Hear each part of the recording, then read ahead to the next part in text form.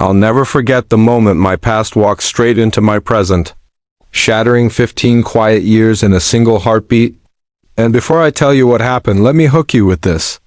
Imagine building your life from the ground up after the woman you loved disappeared without warning, only to have her show up at your door. One day with a person who looked you dead in the eyes like they'd known you their whole life. Because that's exactly what happened to me, and my name is Daniel Hayes. A 55-year-old man who believed he had already lived through the worst pain life could throw at him. But nothing, and I truly mean nothing, prepared me for the storm that hit the day my ex-wife returned. Not broken, not apologetic, not even hesitant, but with a calmness that scared me more than any anger ever could. And walking right beside her was a teenager who looked so much like me that my heart forgot how to beat for a full 10 seconds. But before that door opened and my world flipped. Let me rewind a bit so you understand the weight behind this moment, because 15 years ago, my marriage to Emily ended in a way no one, least of all me, saw coming. One morning she packed her things, looked me in the eyes, and told me she needed space, but that space turned into silence. Silence turned into disappearance, and disappearance turned into a police report that went nowhere. Therapy sessions that barely helped, and nights where I would stare at my phone hoping for her name to appear. But it never did, and eventually, painfully, I learned to move on. I sold our house, I downsized, I focused on work, and little by little, the wound scarred over until yesterday, when the universe decided to reopen it without warning. And it all started with a quiet knock on my door. The kind of knock someone gives when they're not sure they should be there. And when I opened it, I swear the air left my lungs. Because there she was, Emily, looking older, thinner, but unmistakably her. Her hazel eyes locking onto mine with a strange mixture of fear and hope. And before I could even speak, before I could ask the million questions that exploded inside my head, she stepped aside and said the words that nearly made me collapse. "Daniel, this is Alex, your son.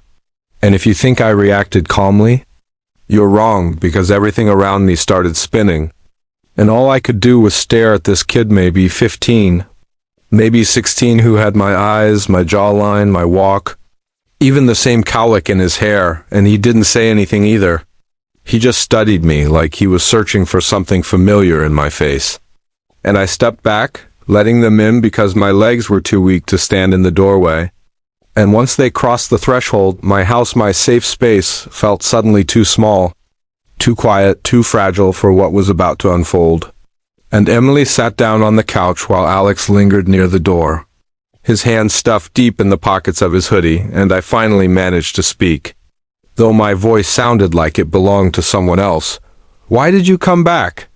But instead of answering, she looked down, took a deep breath, and said, "Daniel, I never meant for any of this to happen," which only made my anger flare, because what else do you say after someone vanishes for 15 years and shows up with a child you never knew existed? But before I could unleash everything inside me, she continued, "I didn't leave because I didn't love you. I left because I found out I was pregnant." And those words hit me harder than anything before, because if she loved me, why? Why disappear? Why keep a child from me?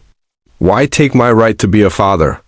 And she must have seen the storm building in my eyes, because she rushed to explain, telling me how she panicked, how she'd grown up with a father who abandoned his responsibilities, how she convinced herself I'd feel trapped, how a single argument we had about finances triggered her fear that I'd resent the pregnancy. And so she ran, not because I was dangerous, but because she was terrified of repeating her parents' mistakes. And at first, I didn't believe her. I thought she was lying, hiding something, maybe protecting someone. But then she told me the real reason she came back. "Daniel, I'm sick." And everything in me froze as she explained that she had been diagnosed with a chronic condition that would soon require long-term care. Something a teenage boy couldn't shoulder alone. Something she herself could no longer navigate. And suddenly the anger inside me tangled with guilt, confusion, and something I didn't want to acknowledge, sympathy. But then the kid, Alex, finally spoke, his voice shaky, but strong enough to cut through the tension. Are you really my dad? And I swear my heart broke all over again. Because that question carried years of longing, hurt, and curiosity, and I didn't hesitate.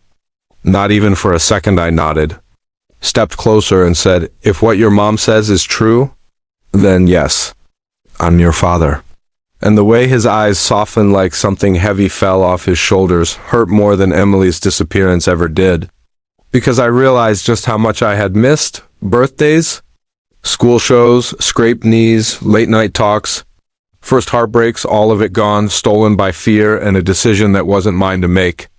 And then, like a dam breaking, the truth poured out of Emily, the moving from state to state, the job struggles, the nights when she almost called me but didn't, the guilt she carried but never confronted until her diagnosis forced her to look at the life she built and the life she stole from both me and Alex.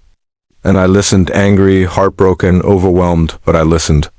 Because the boy standing in my living room didn't ask for any of this, and after a long silence I turned to Emily and asked the only question that mattered now: what do you want from me? And she didn't sugarcoat it.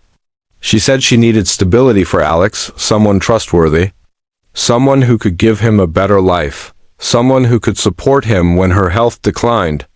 And though she didn't say the words directly, I heard the truth. She wanted me to step in as his father. Truly step in, not just biologically, but emotionally, practically, completely. And the strange thing was, I wanted that too. But before making any promises, I asked for time to process, time to talk to Alex, time to understand what this meant for my life. And that night, after Emily left for a hotel and Alex stayed in the guest room, he came downstairs quietly, sat across from me, and said something that shattered whatever anger remained in my heart. I always thought my dad didn't want me. Mom never said bad things about you, but she never said good ones either. Just nothing. And nothing feels worse than hate. That was the moment I decided, not because Emily asked, not because guilt pushed me, but because this boy deserves something real, something good, something stable, and I wanted to be that for him.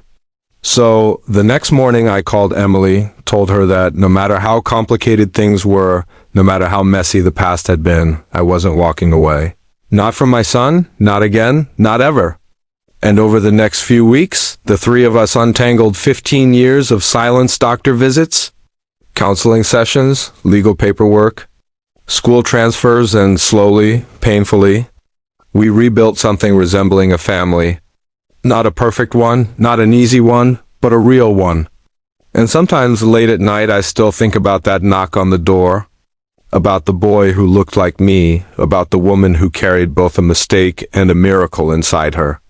And I realize life doesn't always give second chances, but when it does, you either take them with trembling hands or you lose them forever. And me, I chose to take mine, because when my ex-wife returned after 15 years and brought someone I never expected, she didn't just bring the past, she brought my future.